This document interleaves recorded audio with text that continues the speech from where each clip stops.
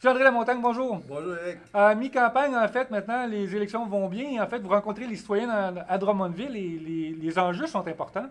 Oui, ben, en réalité, je les rencontre à Drummondville, dans tout le comté. Vous savez, Eric, le comté de Johnson, c'est 22 municipalités, c'est 60 000 électeurs.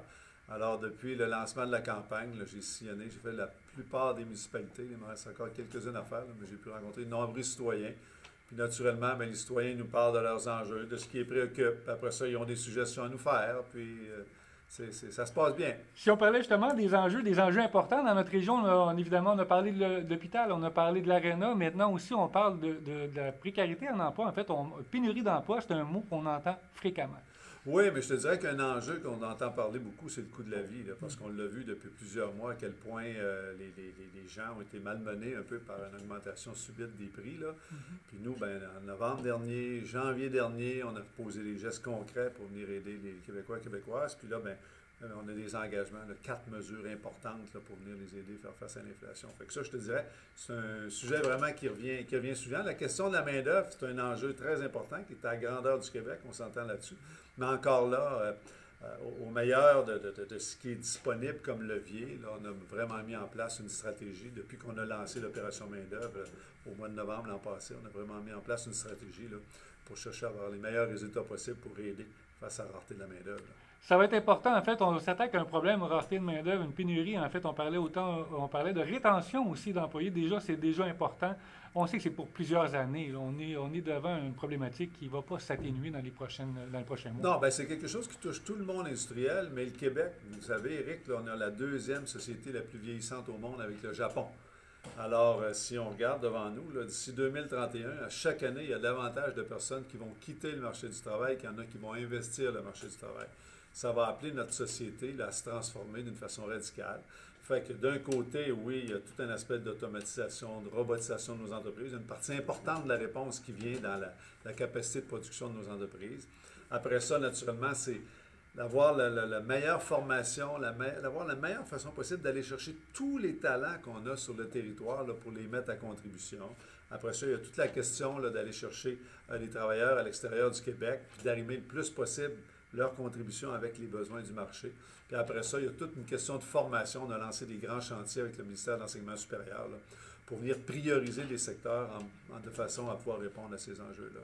Est-ce que c'est une façon qu'on va mettre de l'avant, en fait, justement, de prioriser, en fait, exemple, dans l'éducation, dans la formation, peut-être réduire les temps? Est-ce que c'est quelque chose qu'on peut envisager dans les prochaines années? Bien, on a vu, l'idée, il faut tout le temps que la compétence de la formation soit là, mais on a vu, là, pendant la pandémie, M.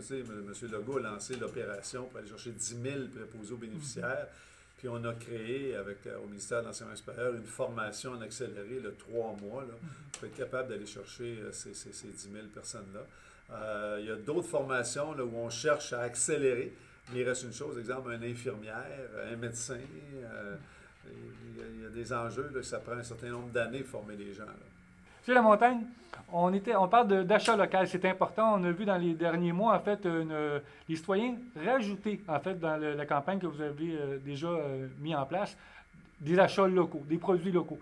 Par contre, dans les grandes surfaces, on se rend compte rapidement que peu de produits ou à valeur équivalente, là, souvent, là, il manque de place.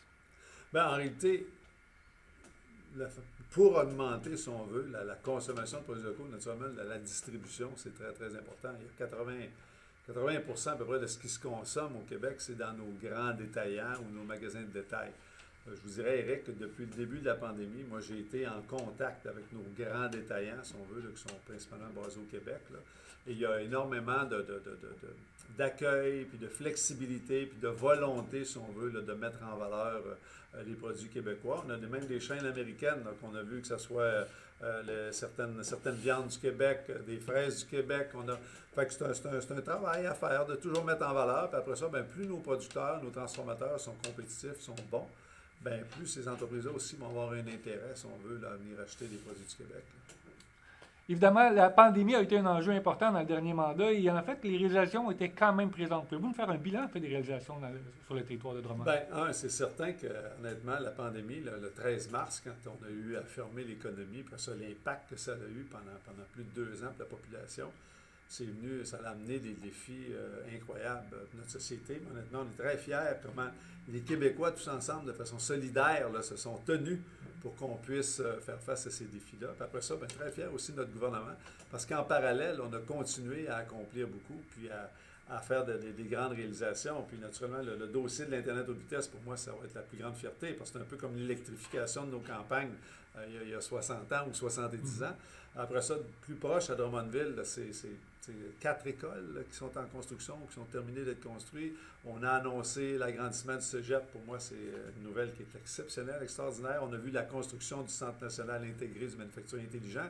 Le SNIMI, qui est exceptionnel aussi. Une annonce que la population était vraiment en joie à Lefebvre, là, la dernière école de milice, petite école, là, honnêtement, là, qui avait vraiment besoin d'amour, bien, que les jeunes, à partir de l'automne 2023, vont pouvoir entrer dans des nouveaux locaux. On a une maison des aînés ici à Drummondville.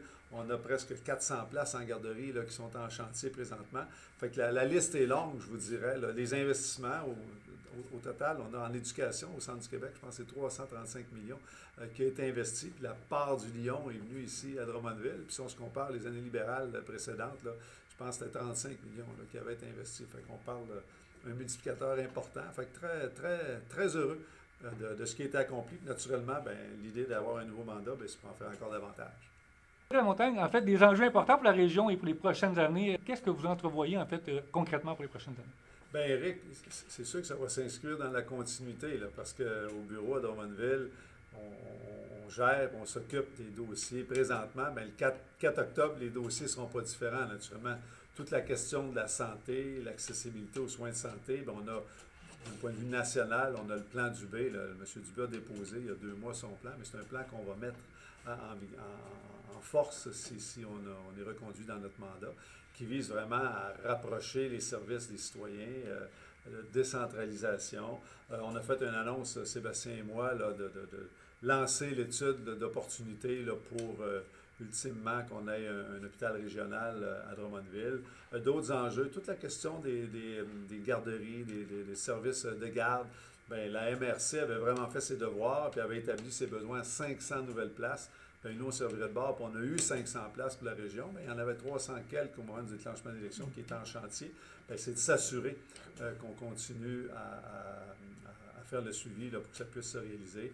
Toute la question de la main-d'œuvre, c'est mettre on a lancé, nous, la grande opération main-d'œuvre, mais c'est de s'assurer que ça va sur le terrain, les sommes d'argent sont disponibles, le soutien est disponible, fait qu'on est en collaboration, en relation avec tous les acteurs importants, puis c'est de s'assurer que ce qu'on annonce puis ce qu'on rend disponible, bien, que ça soit bien utilisé sur le terrain.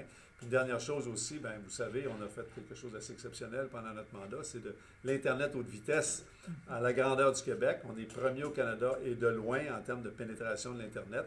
Bien, il y a encore quelques foyers. Moi, j'ai mon équipe, là, on fait le tour du comté, là, puis s'il y a une adresse à telle place ou une adresse là, qui n'est pas encore garantie, qui vont être branchées, là, on veut s'assurer là, que tous les citoyens et les entreprises vont pouvoir être branchés. Fait que ça, c'est quelque chose encore, il faut s'occuper pour s'assurer qu'une fois qu'on a fait le tour, qu'il n'y a personne qui a été laissé pour compte. Là. Mais c'est des bonnes nouvelles. Là. Tu sais, la montagne, en fait, en période électorale, les enjeux sont importants. Et en fait, pour les électeurs qui auront le choix à faire, qu'est-ce qui démarque, en fait, la CAQ? Qu'est-ce qui vous démarque, en fait, dans la région, en fait, des autres candidats? Bien, je vous dirais, dans un premier temps, moi, j'ai été élu le 7 avril 2014 et je peux vous assurer, puis si vous faites le tour aussi là, de nos 22 municipalités, là, le travail qu'on a fait, les liens qu'on a tissés, autant avec les citoyens qu'avec les municipalités, qu'avec les entreprises. Alors, ça s'inscrit dans la continuité. Après ça, bien, naturellement, il y a le programme politique de chacune des formations. Moi, je suis très fier là, de ce qu'on a réussi à faire au cours des 4 dernières années dans un contexte là, où pendant plus de 2 ans, c'est la pandémie là, qui est venue vraiment un peu prendre sous elle un peu tous les projets qu'on pouvait avoir, là, mais très, très fier de ce qu'on a pu accomplir. Alors moi, l'objectif, c'est avec la même énergie, avec une équipe exceptionnelle qui est dans le comté, bien, c'est de continuer là, avec le gouvernement de la Coalition Avenir Québec, là, de tout mettre en œuvre pour améliorer le bien-être de nos concitoyens et nos concitoyennes, puis après ça, bien, d'aider à faire en sorte qu'il y ait une prospérité accrue là, pour la région, puis pour le Québec. Puis honnêtement, on a une bonne équipe, une bonne formation politique pour faire ça. Alors, c'est sûr que je sollicite ce 3e mandat auprès des électeurs et des électrices. Là. Souhaitant que les gens soient au rendez-vous, c'est un moment pour rappeler aux gens aussi d'aller voter. Oui, d'aller voter 25-26 septembre pour le vote par anticipation. Puis après ça, bien, le 3 octobre. Puis le 3 au soir, bien, on est tous devant notre écran de télévision là, pour voir un peu, finalement, les décisions que les Québécois et les Québécoises vont avoir prises. Monsieur Lamontagne, bonne campagne. Pour ce qui en reste, évidemment, on rappelle encore une fois l'importance de l'hypothèque. Merci, Merci. Eric.